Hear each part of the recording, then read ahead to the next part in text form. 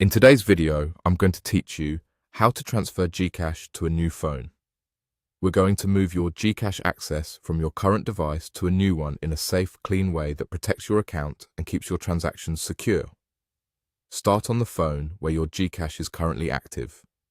Open the GCash app and give it a moment to load. From the home screen, go to your profile. This is where your personal settings and security tools live.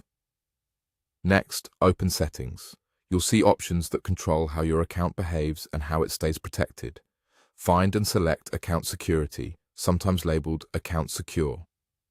This section manages device authorization, which is important when you're switching phones. Inside Account Security, look for the small arrow or indicator that expands the device or authorization options. Tap that to reveal more controls. Here, choose Unregister Phone.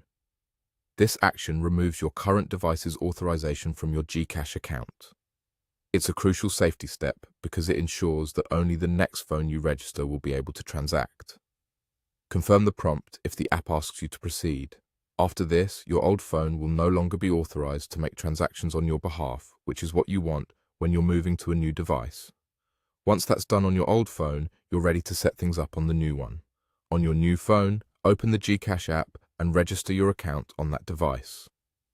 Simply follow the on-screen instructions to complete the setup. Keep your connection stable, read each prompt carefully, and make sure you're using the same account details you always use. The app will guide you through the process and confirm when your new phone is successfully authorized. A few quick reminders as you finish up.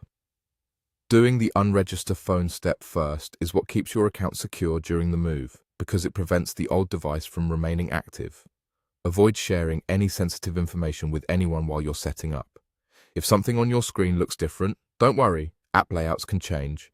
But the path through the profile, then settings, then account security, and finally unregister phone remains the right approach. That's it.